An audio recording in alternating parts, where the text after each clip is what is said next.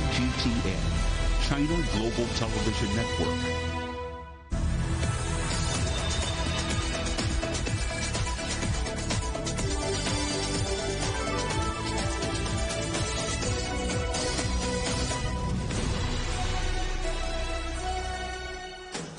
Live from London, this is Global Business. Hello, welcome to the programme. I'm Jamie Owen. And I'm Robin Dwyer. Our top stories. Asia's leaders set out their plans for sustainable growth and financial stability against a backdrop of rising geopolitical tensions. Our other headlines, the United Nations nuclear watchdog says the situation at Ukraine's embattled nuclear power plant held by Russia has not improved during a rare visit to Europe's largest power station. Saudi Arabia applies to join the Shanghai Cooperation Organization as Riyadh looks to build relations with Beijing. Working together on a greener future, China's ambassador to the UK visits Northern Ireland. And why robots could harm civilization. Elon Musk and 1,000 other tech leaders call for a pause in the training of advanced artificial intelligence. Asia, and particularly China, will emerge as the major driver for global growth this year. So says the head of the Asian Development Bank at the Economic Boao Forum in China's Hainan province. More than 2,000 delegates from all around the world have gathered for this meeting, touted by some as Asia's answer to the Davos World Economic Forum. China's premier is set to deliver the keynote speech on Thursday. Our correspondent Jung Chung-ying reports. One of the many highlights of the day, of course, is the release of his annual economic outlook report, which said that Asia is expected to continue to advance its regional production, trade, investment, as well as financial integration and cohesion. And the report also acknowledged the influence China's economic growth has on output for the rest of Asia and estimated Asia's weighted real GDP growth rate to be 4.5% in 2023. But the report also pointed out some of the challenges facing Asia's economy as well. For example, it urged Asia to address a sustained increase in debt levels in its emerging markets and developing economies. The report also spent quite a lot of time discussing the negative impact of aggressive U.S. Federal Reserve's interest rate hikes on Asian economies and predicted that most Asian economies are expected to maintain a tight monetary policy this year. And the report also warned that Asia's labor market has not fully recovered, although it said that increasing stability of the exchange rates of major Asian currencies will help reduce imported inflation pressure. Also, the report called for closer cooperation among Asian countries at a time, especially when global supply chains are being regionalized. Beijing says it opposes new trade restrictions imposed by the United States on 5 Chinese companies and will take measures to defend their interests. China's foreign ministry says Washington made the decision based on what it called lies. The U.S. imposed sanctions on Chinese companies for alleged human rights violations in Xinjiang, an accusation which China denies. UBS has rehired Sergio Ermotti as its chief executive to oversee the Swiss bank's takeover of Credit Suisse. Ermotti was in charge between 2011 and 2020 and guided the bank through the aftermath of the global financial crisis. He'll take over from current CEO Ralph Hammers in April. Adidas has dropped its opposition to an application from Black Lives Matter for a trademark featuring 3 parallel stripes. The German sportswear brand has been using the 3-stripe logo since 1952 and on Monday asked the United States Trademark Office to reject the application. The U-turn was reportedly triggered by concern that people could misinterpret that objection as criticism of Black Lives Matter. China's coal sector has posted record profits for 2022 of over $145 billion. An annual report from the China Coal Industry Association showed profits rose 44% on the previous year, while revenue came in at $580 billion. Moderate growth in both coal demand and output is predicted for this year. China's ambassador to the United Kingdom has been visiting Northern Ireland. The visit aims to promote economic cooperation with a focus on cultural exchanges, climate change and to promote hydrogen technology. CGTN's correspondent Juliet Mann reports now from Belfast. Oh, yes. touring Ulster University, trade delegation in tow, Ambassador Jung saw potential to strengthen cultural links between China and the UK, but also the potential to invest, to grow industries, create jobs.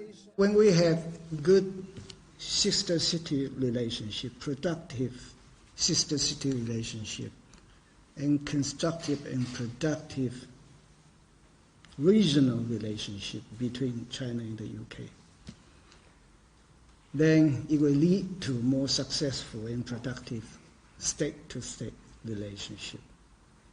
And I do see the benefits of cooperations and exchanges between China and Northern Ireland. At the Forum for New Energy Innovation, government, business and academia came together to talk about technologies of the future and the shared interest between China and the UK to advance research and development in renewable energy, specifically green hydrogen. There is keen interest on both sides to work together to research and develop hydrogen energy, and also to put it into applications and to serve the fundamental needs of both sides. The UK has big plans to become a world-leading hydrogen economy. Northern Ireland has the existing infrastructure, wind farms and natural resources. It's pretty blustery here to generate green hydrogen to heat homes, power industry and fuel transport. The company that makes these buses, Wrightbus, is driving change in public transport with multiple orders from around the world, including China, for their hydrogen-powered fleets. The big sell, zero emissions.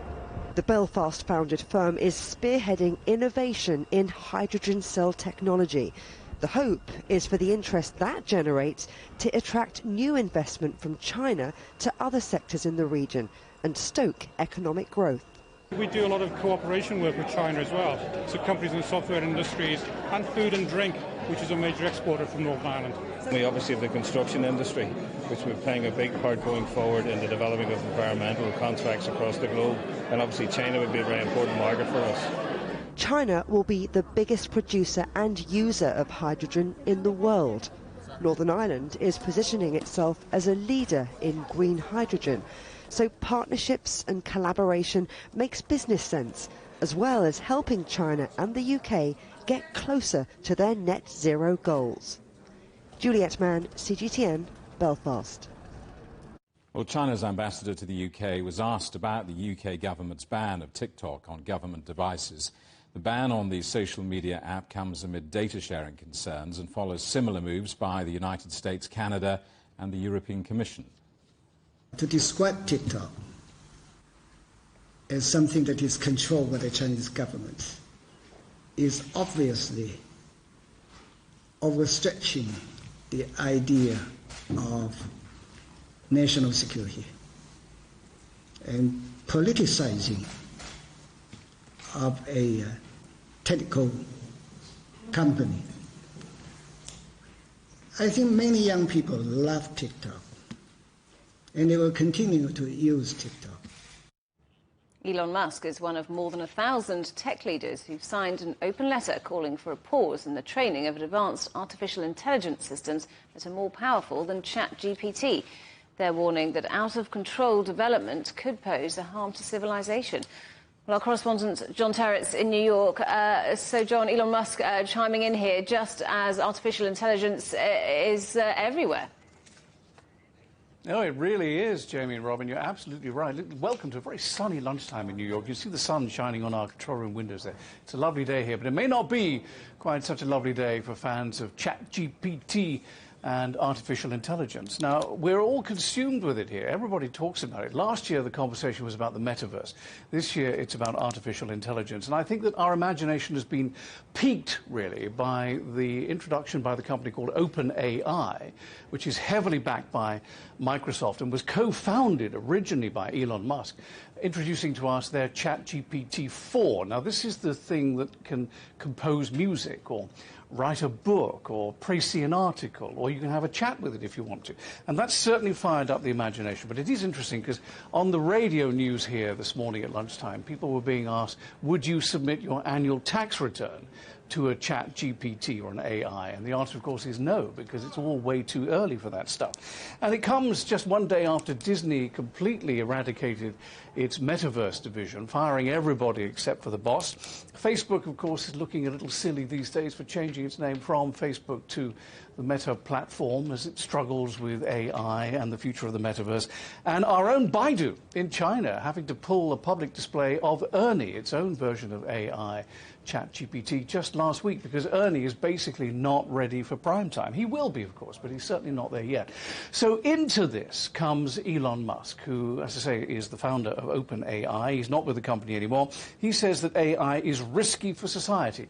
And here he's talking about jobs and social norms and that sort of thing. He's causing for a 6-month pause in the development of ChatGPTs and AIs. And he's not alone. 1,000 other people, the great and the good of the industry, executives and experts, have signed an open letter, which Elon Musk is a part of, saying that we should only proceed when the effects are positive and the risks are manageable. And they're calling for safety protocols to be implemented and audited before we move further with research and development into artificial intelligence and chat GPTs. In some respects, the future, if it is true that these things are going to take over most of our jobs, is a little bit scary, guys.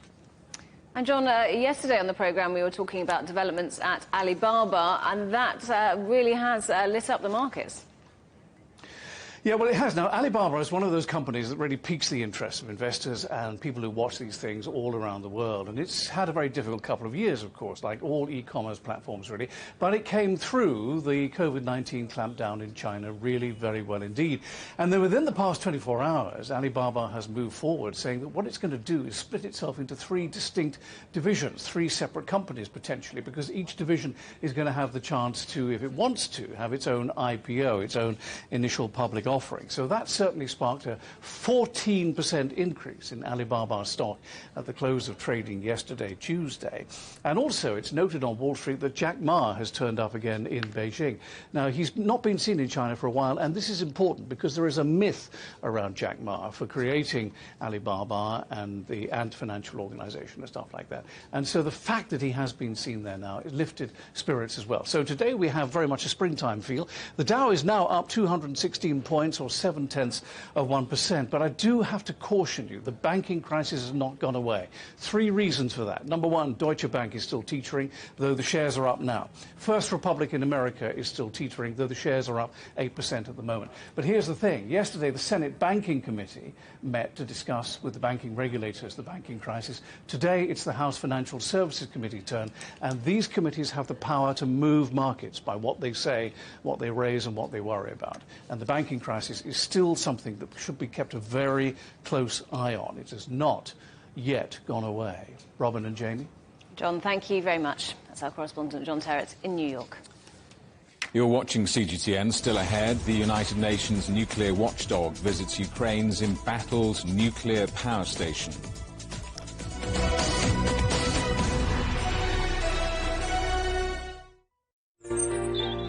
Ever wondered what's the difference between a bear and a bull market? Where are the cash cows? And who are the lame ducks?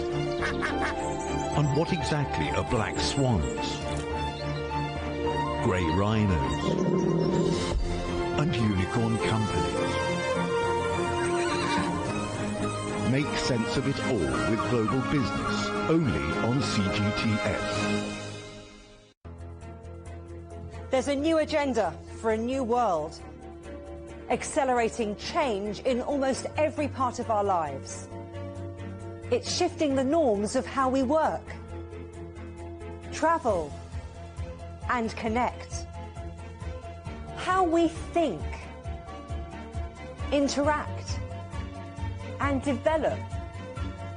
It's a new reality, a new agenda with me, Juliet Mann.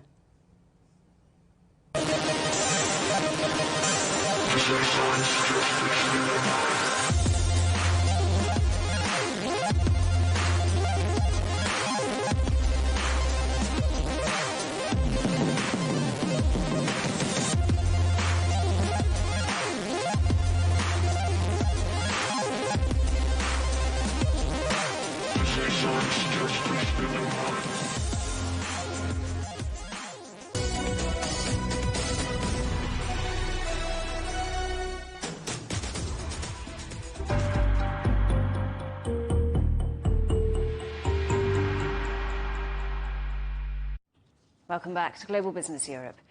The head of the United Nations nuclear watchdog, Rafael Grossi, has travelled to the embattled Russian-held Zaporizhia power station in Ukraine. It's all part of efforts to try and prevent a possible nuclear disaster. CGTN's correspondent Michael Voss reports. The head of the International Atomic Energy Agency, Rafael Grossi, wore protective body armour as he was taken through checkpoints in a convoy of vehicles heading to the nuclear facility.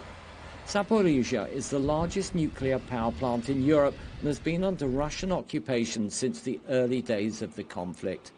Moscow and Kiev have repeatedly accused each other of shelling the site. The nuclear facility has lost its external power supply 6 times over the past year, forcing emergency diesel generators to kick in to cool the reactors. Grossi described the situation as very dangerous and unstable and expressed concern about water levels at the reservoir supplying water to cool the reactor.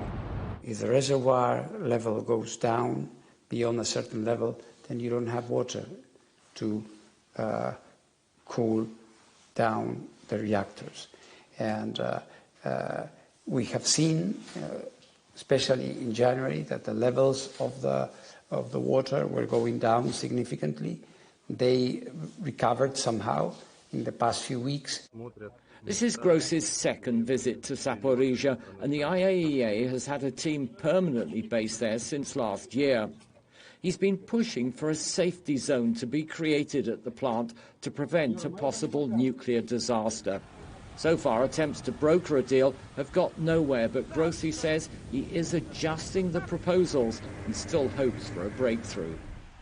Michael Voss, CGTN.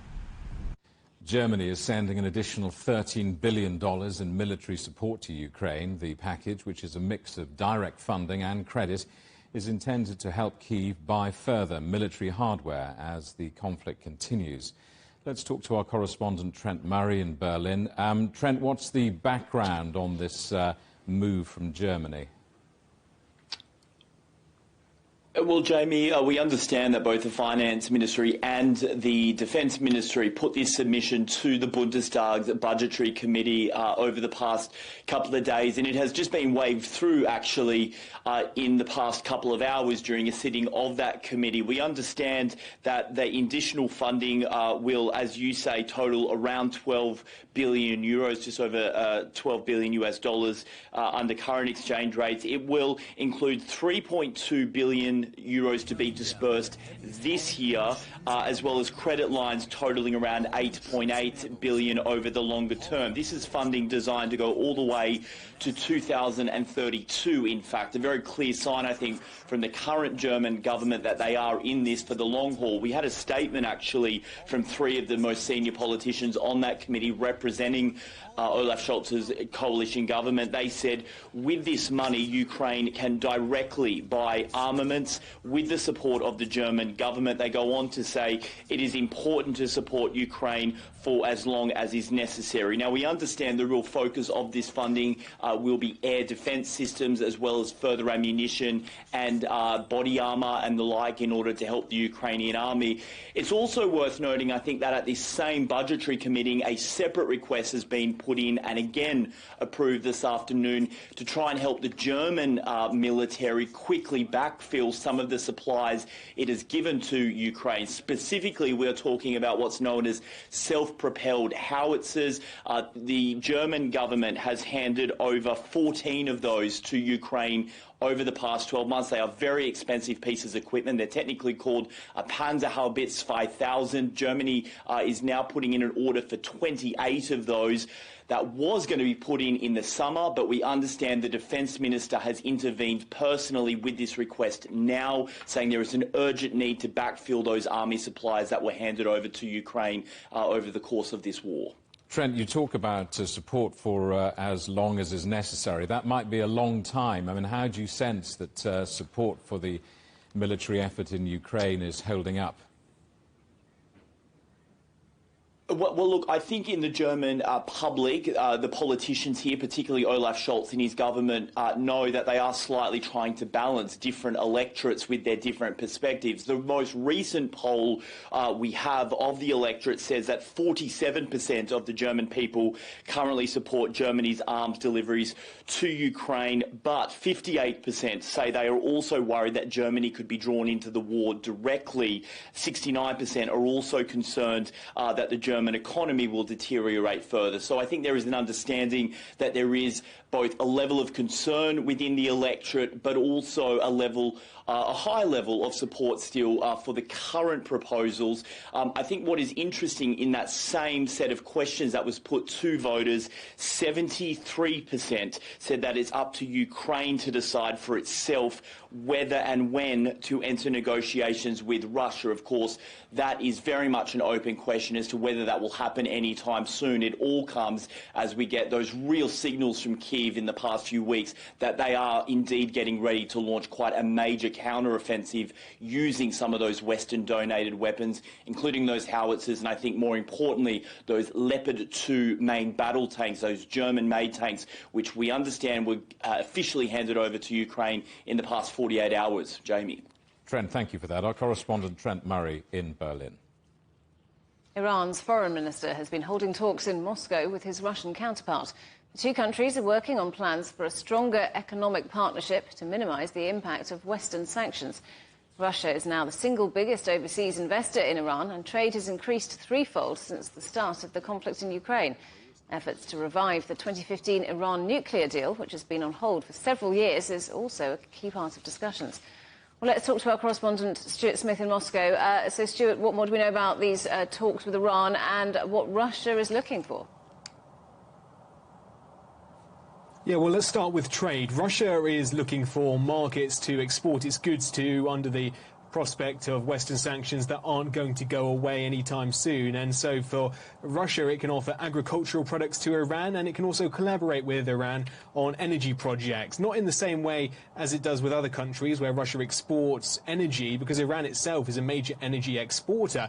But they have aligned goals on certain projects, like those relating to the nuclear industry, about sharing expertise in the fossil fuel sector. And also Russia says it's working on joint projects in Iran on the transport sector. As to this nuclear agreement that's been causing so many headaches for so many years, Iran and Russia both say they're committed to the agreement as it stands, though Russia says the United States needs to uphold its end of the bargain, and also that sanctions should not be used to coerce Iran in any way. The latest we heard from the United States about the possibility of Iran using its enriched uranium for nuclear weapons is that it doesn't believe that prospect is close, but one high-ranking general did warn that he believes Iran could enrich the uranium to nuclear weapons grade within just 2 weeks, and in a few months have a nuclear bomb ready. So the urgency on this is still really important, despite the fact Iran says it's not interested in creating a nuclear weapon. As for potentially improving ties between Azerbaijan and Iran, after some Azerbaijani lawmakers accused Iran of a recent assassination attempt against one of their own, Russia says they hope that this dispute will be resolved quickly and that progress can be made with that area in order to facilitate trade across the Caspian Sea on the north-south trade route, as it's known. Stuart, as we've been reporting, the UN's nuclear watchdog head is in Zaporizhia after telling President Zelensky on Monday that Russian authorities must pull out. Has there been any reaction in Moscow? Yeah, a little bit. One of the plant's directors said that all the safety measures that are being taken at the Zaporizhia nuclear power plant are working, that they are being met. But that doesn't mean that everything is going to plan, of course. Russia acknowledges that there are still major concerns with the safety of the nuclear power station, but the prospect for Russia removing troops is not one that's being looked at seriously by Moscow. However, what is being acknowledged is the need for some kind of plan, and there was some hope in what the IAEA said earlier in the week, which is that there could be a focus on just protecting the plant itself as opposed to the surrounding area. That may get around this territorial dispute where Russia says it controls Zaporizhian territory and therefore can deploy troops wherever it wants, compared to the safety priority, which would mean removing all troops and all defences from the area. And Stuart, Russia has started drills with intercontinental ballistic missiles. What do we know about those tests? Yeah, that's right. Large-scale drills in southern Siberia, 3,000 troops, 300 pieces of equipment. They're standard biannual tests of the nuclear equipment. They make mock drills, mock demining, and also reconnaissance objectives. But it will, of course, be used to send a message to remind the rest of the world that Russia is a major nuclear power. Now, in terms of that, the United States says it doesn't see any particular threat from the drills or in general from Russia when it comes to the use of nuclear missiles. But there was a development on Wednesday when the United States said it, like Russia, was no longer going to reciprocate in information sharing, which had been organised under the New START treaty. It allowed both Russia and the US to exchange information on how many nuclear warheads were deployed and also about their intentions. That is no longer going to happen after Russia suspended the agreement, and now the US says it's not going to share the information either in response. What they are both still committed to, though, is the number of deployed nuclear warheads, keeping that below the threshold set out in that treaty. Stuart, thank you very much. That's our correspondent, Stuart Smith, in Moscow. Saudi Arabia has applied to join the Shanghai Cooperation Organization after the decision was approved by Riyadh's cabinet. The SCO is a political and security union of countries spanning much of Eurasia, including India and Russia. Sami Hamdi is managing director of the International Interest, a global risk and intelligence company. I asked him about the significance of Saudi's decision. I think it's a big deal within the context of what's been happening recently, particularly with regards to Saudi Arabia's very loud, very public, very ostentatious display of getting closer to China. Part of it, of course, despite Washington, with whom it has very strained ties. We saw them host Xi Jinping in a lavish ceremony in the GCC China summit in Riyadh, a move that the allies such as the UAE stayed away from in order not to upset the Americans. Then, of course, for example, now we're seeing this idea of joining giving credit to China with regards to the truce with Iran, and now this idea of joining the Shanghai Cooperation Council. This is part of this very lavish display from Saudi Arabia, defiance of Washington to say, look, you tried to make me a pariah. I have other options now. I'm diversifying. I'm being accepted in the wider world. If it can't be you, it can be others.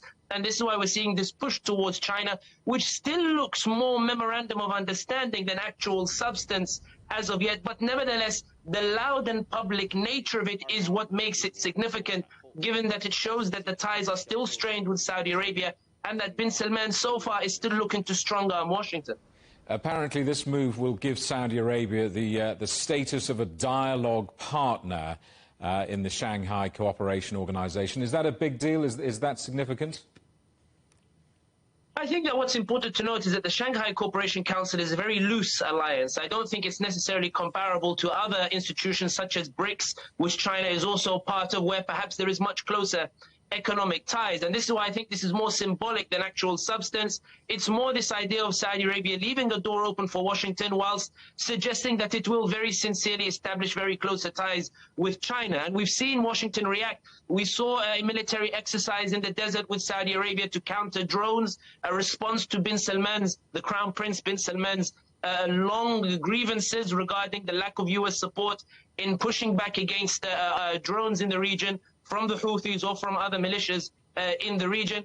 So I think that when you look at it in terms of substance, it leaves many questions to be asked, but certainly in terms of the symbolism, it is very significant given that the pace in which this is taking place suggests that bin Salman is expecting answers very soon from Washington, or else he may actually enter the stage of substance. Very briefly, what's in this for Saudi, what's in this for China?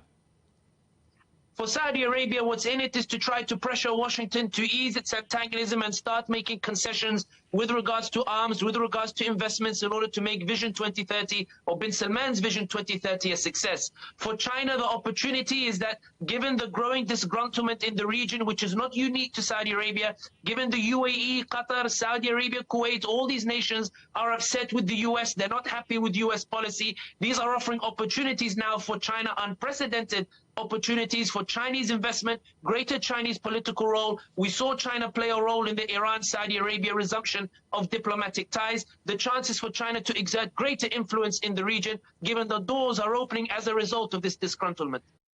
Well, China and Saudi Arabia are strengthening energy ties with a multi-billion-dollar deal to build an oil refinery and petrochemical complex in the city of Panjin in northeast China.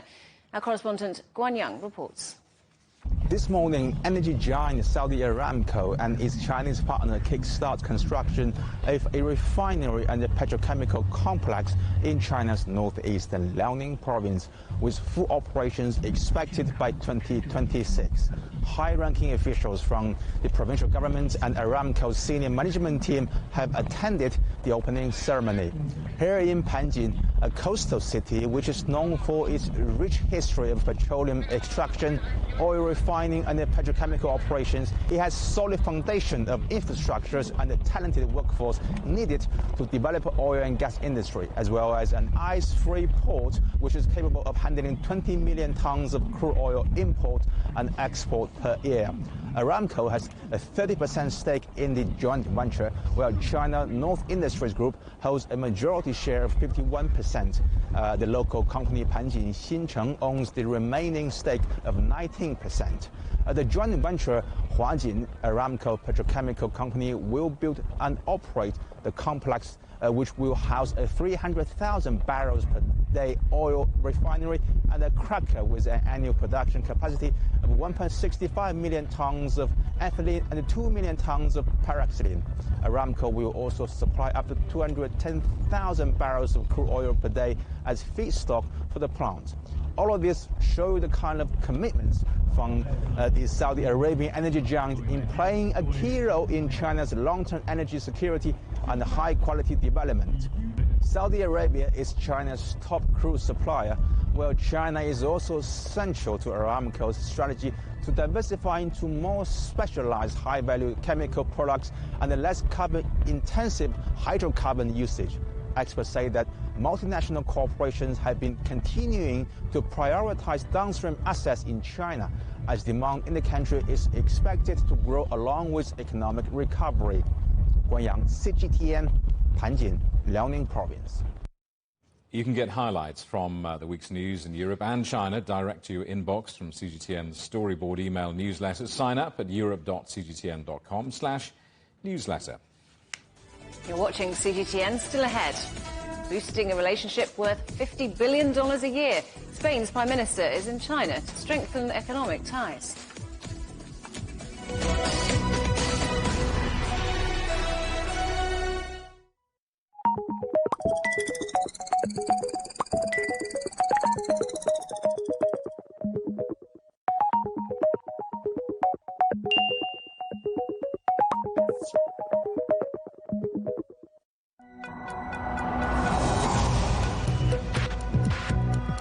Each day, there are millions of stories.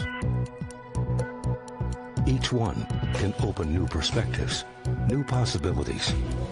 Wherever you look, we are there to see, discover, explore. We put the pieces together to find what really matters to you, all around the world, all around the clock.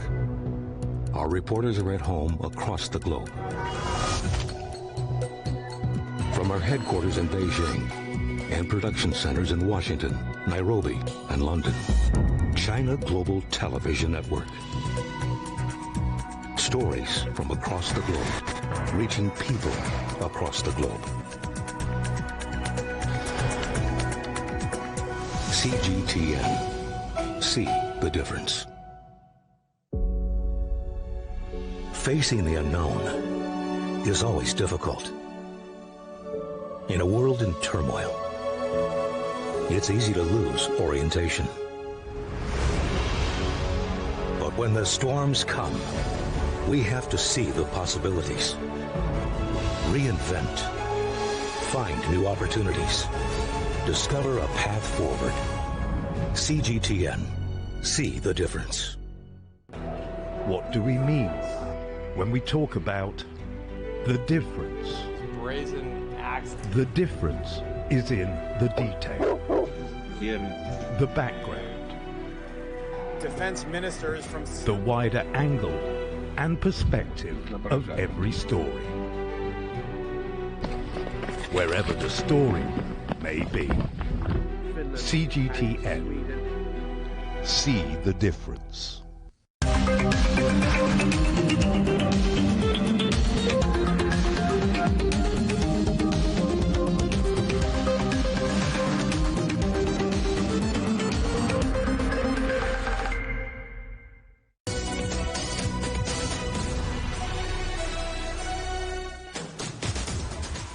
Welcome back to Global Business Europe with Jamie Owen and Robin Dwyer. Our top stories.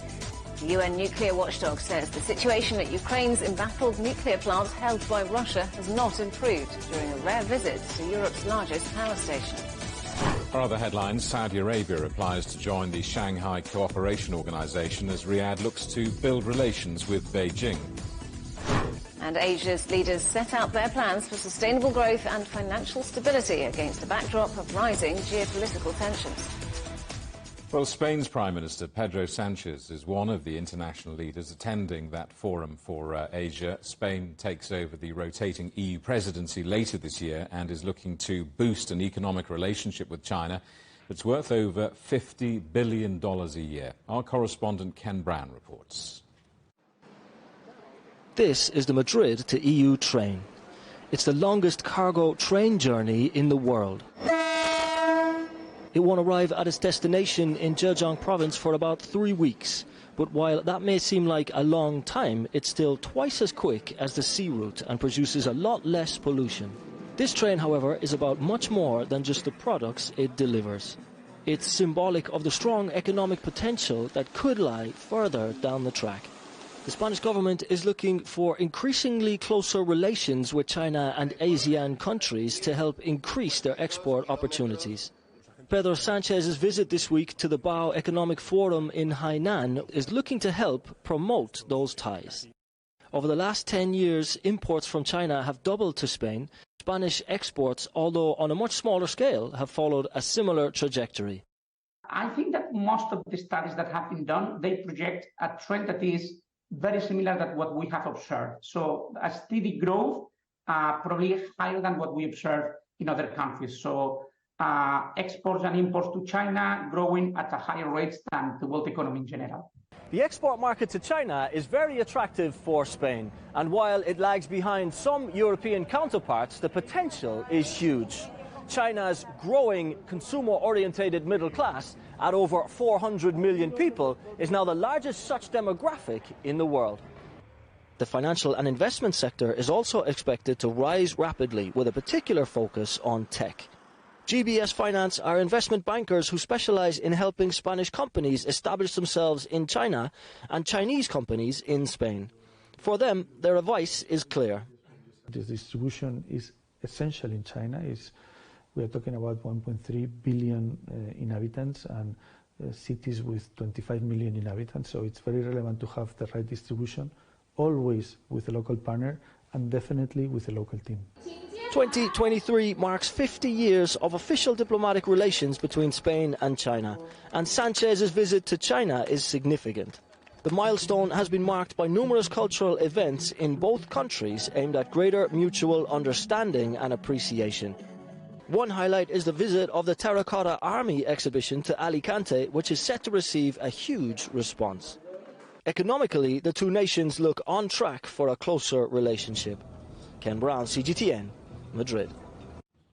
Carlos Santana is former vice president of the official Chamber of Commerce of China in Spain. I asked him about the significance of the Spanish Prime Minister's visit to China.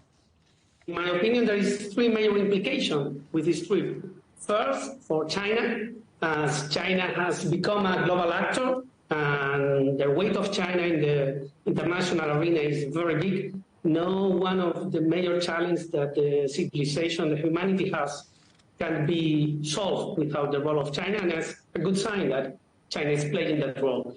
Secondly, for Spain, as we are going to hold the president of the European Union, it's good that we open this kind of dialogue with China, and that Spain also have more weight in the European decisions. And finally, for the relationship between China and Europe, we have to build those bridges of understanding that help us to find solutions for the challenge that the global issues that we are facing right now. And what about the relationship between China and Spain specifically? They're marking 50 years of diplomatic ties this year. What does this trip mean for that relationship? Well, I think that is a very good thing that our president is visiting Beijing soon. We are celebrating the 50th anniversary of the relationship between China and Spain, the diplomatic relationship. But the story between Spain and China is longer and deeper than that. We can go to the first century, to the original Silk Route, to see how the exchange of trade and goods happened between our two countries. We have a deep culture and deep understanding about what is China here in Spain, and we aim that also Chinese citizens understand better Spain. So I think that is a very good thing that we celebrate this anniversary with this visit. And China is Spain's largest trading partner outside of the EU. What sectors do they cooperate on? Well, we aim to cooperate more.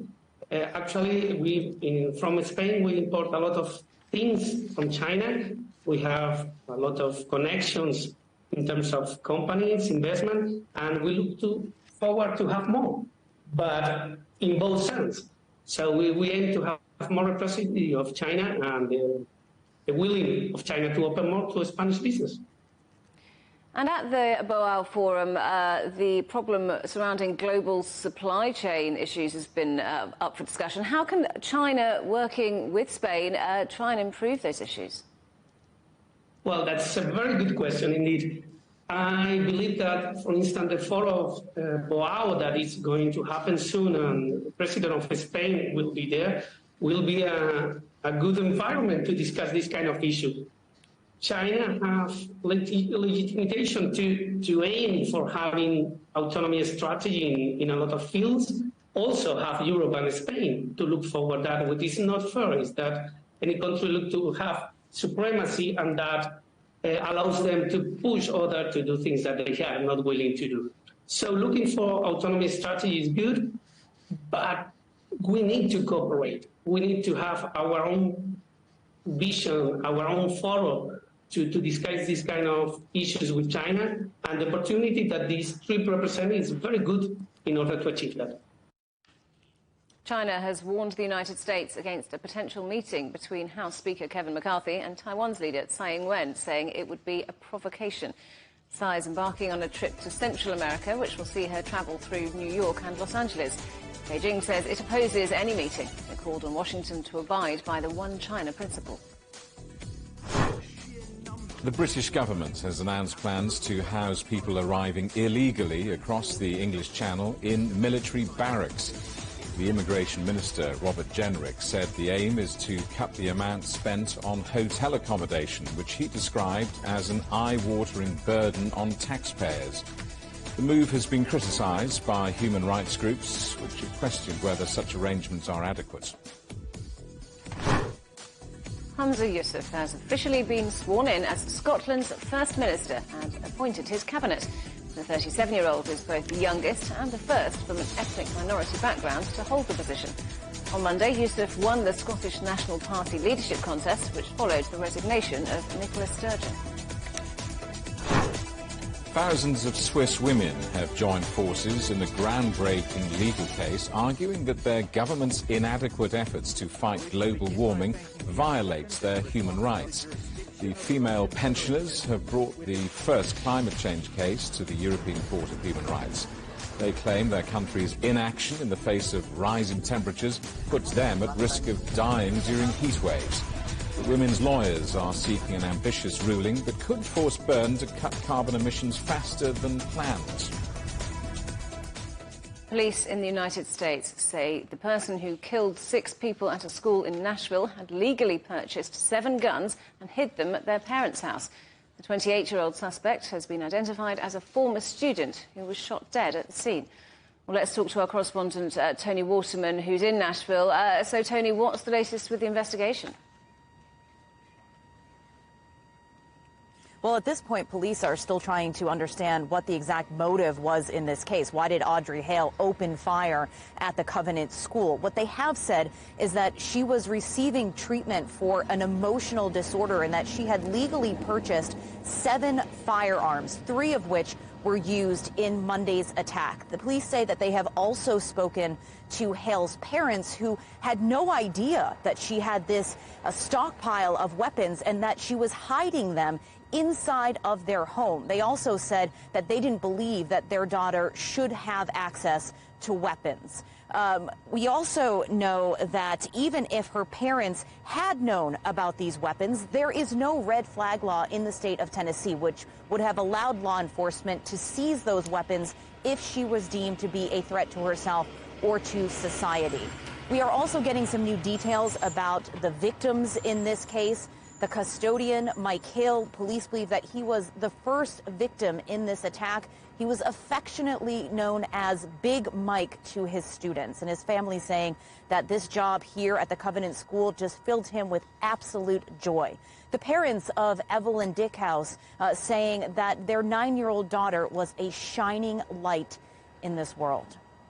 So, Tony, clearly some confusion about who knew what about the guns used in this attack. Has it, though, reignited the debate surrounding greater gun control in the United States?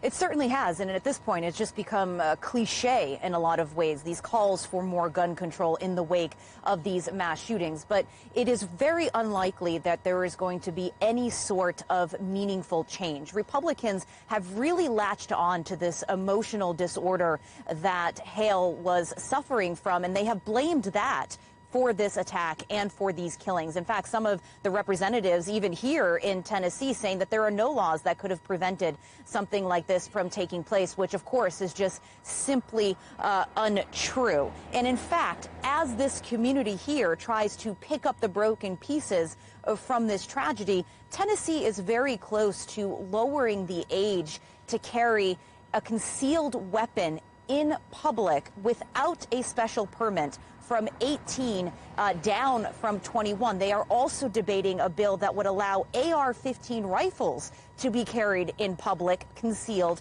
with a special permit. So we're in fact seeing the exact opposite of more gun regulation. We are seeing that the laws are being loosened here in Tennessee, and actually this is something that is happening in a number of Republican-led states across the U.S. right now.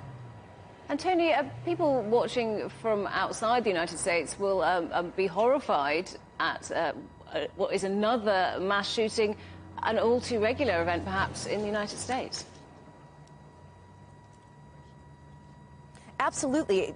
Guns are now the leading cause of death in children in the United States. That is according to the CDC. So more than car accidents, more than diseases and illness, it's the guns that are the biggest threat to children in America. We have seen more than 130 mass shootings so far this year in the United States. This is an issue that is unique to the United States. We see when things like this happen in other countries, laws are put in place almost immediately, and then the number of mass shootings drops off dramatically. This is something at this point that Americans have not reconciled with, and really what it's going to come down to at this point are voters themselves who look at this as an issue that is so important that it is a single issue vote for them. They will put people in place who will put stricter gun laws in place. And I have to say, even you can see the big line of people here behind me, even speaking to people here on the ground, they are horrified. They are shocked by what is happening not only in their community, but across the United States.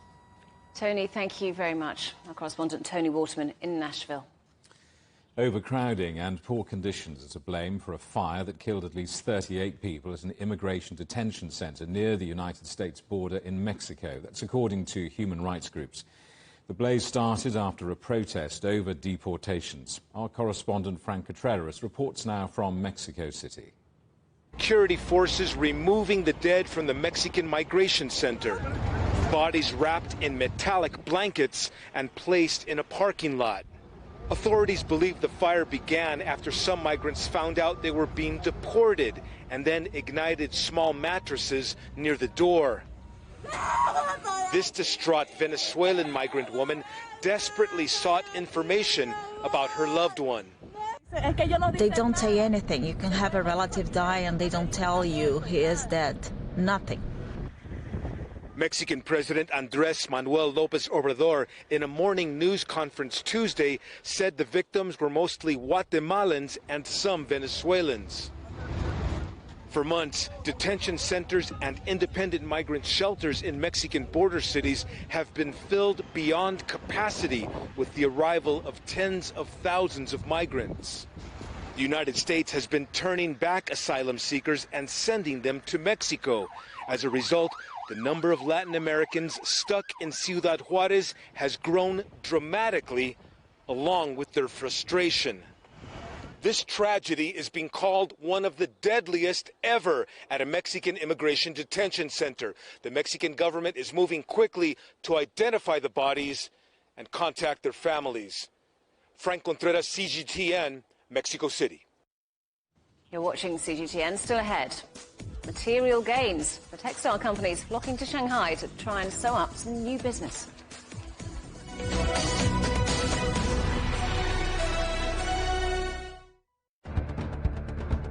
Events have consequences. Words create impact. Unprecedented scenes that we saw. The cleanup operation is now well and truly underway. Parts of southern Europe remain in a state of emergency. Context gives meaning. People make history.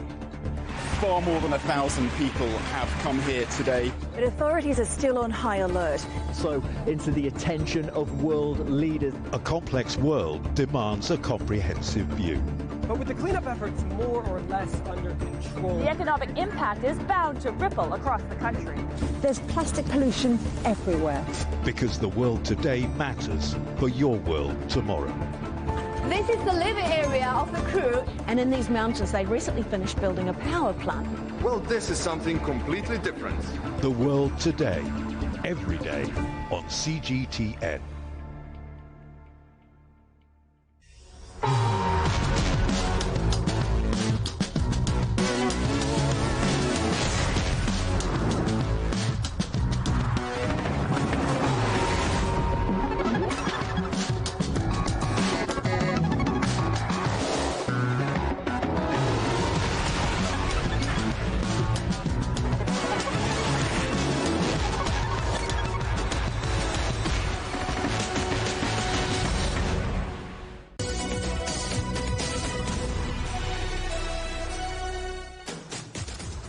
Hello, welcome back to Global Business Europe. The world's largest textile show is taking place in Shanghai. The three-day event has attracted thousands of companies looking for new business opportunities.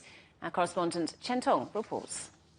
This is the largest apparel and textile exhibition in the world.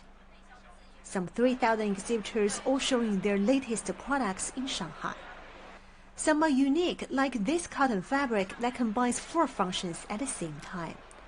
Quick dry, antibacterial, long-last cooling, and anti-UV. The patent is owned by domestic fabric maker Huafu Fashion, whose sales dropped dramatically due to weak global demand last year. But the firm wants to use the new product to tap into the overseas market this year. Chinese domestic market, of course, is our target one, and then we will explore to more Japanese market, Vietnam market, Indonesia market, Malaysia market, those South Asia market. We see a lot of potential too. There are global names looking to explore the China market too. Austrian fabric maker Lenzing has been here for decades. It's hoping to further tap into the domestic market with its new utensil. We are doing a lot of fashion. For example, we have our social accounts such as WeChat, Weibo, and Xiaohongshu. We also opened our Douyin account this year to strengthen live streaming sales. China has been the largest textile exporter in the world, though economic volatility has brought tremendous challenges to these textile firms. But you can see the visitor flow around me that the enthusiasm in textile trade has strongly come back here in China. We have been preparing for this show for a very long time. We have seen at every individual exhibition that we host, we have seen a record number of visitors, an extreme bounce back in, let's say, positive sentiment concerning the industrial development of the Chinese economy, and supply chains have come back in many ways back to normal. China's textile exports exceeded $340 billion in 2022, a year-on-year increase of over 2%. The big crowds at the show this year, hopefully a signal of more growth to come. Chen Tong, CGTN, Shanghai. Chinese social media company Xiaohongshu, or Little Red Book, has come up with a platform to help designer brands grow, especially small niche ones. We've been talking to a designer from Switzerland who established her own brand in Shanghai.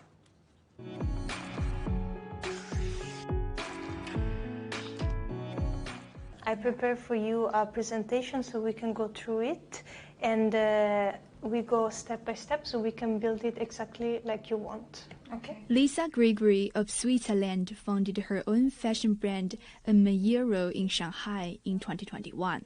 Her unique designs are based on European styles. But unlike larger mainstream brands that are sold all over the world, for this designer, quality is more important than quantity. Now I see that people really like to build their clothes from zero. They want to choose the buttons, they want to touch the fabrics, they want to even sometimes take design or to give me a picture. They really want personalization a lot. The most they can personalize, the happier they are. 我一般的穿着都是一些小众设计师的品牌，还有独立设计师的品牌。 I generally wear clothes from niche independent designers. I think it's because I don't want to be part of the herd. I pay more attention to the cut and designer's concept. I'm always looking for something unique, something that's comfortable and natural. 自然和独特吧。现在的很多的服装，它的趋同性就比较高。 A lot of the current clothing brands offer styles that look very similar. Many niche designers have very good ideas, but they do not have a lot of space to show their work. This type of art needs to be discovered and supported by more people. 发掘并且支持的。 The 33-year-old foreign designer has 2 studios in Shanghai, one for customer consultations and one for design and production. She often goes to the clients' homes upon request to discuss details and provide a personalized service. She always refers to her clients as investors. They are investing in fashion and investing in themselves. Color analysis is a priority. For me, it's very important that every of my client really gets what suits them. I offer this color analysis for each of them, and once they know their color, we can choose the right fabrics for their skin tone, for their hair height. Then we go to style, which kind of style fits your body shape. Gregory believes that fashion is not only about the way people look, but also the way they feel. So she also helps customers to feel confident by showing them how to carry themselves, how to maintain proper posture. In the future, she hopes to present her work at her own fashion show. 叶金卓 ICS for CGTN, Shanghai. And finally, a robotic shark is helping clear plastic pollution from the River Thames in London.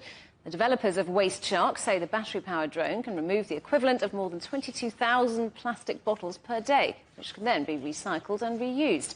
The shark can guide itself through the water and can travel for around 5 kilometres before it needs a charge. Doesn't look very scary, does it? Anyway, the headlines again. Asia's leaders set out their plans for sustainable growth and financial stability against a backdrop of rising geopolitical tension. The UN nuclear watchdog says the situation at Ukraine's embattled nuclear plant held by Russia has not improved during a rare visit to Europe's largest power station. And that's it for Global Business Europe. Thank you for watching. There's more on all our stories at europe.cgtn.com, and do follow CGTN Europe on Twitter, Facebook and Instagram. And you can go to CGTN Europe's channel on the Telegram app or scan the QR code on the screen to get stories and updates sent direct to your phone. Coming up next on CGTN, it's Africa Live. We'll see you again tomorrow, same time, same place. From all the team in London, goodbye. Goodbye.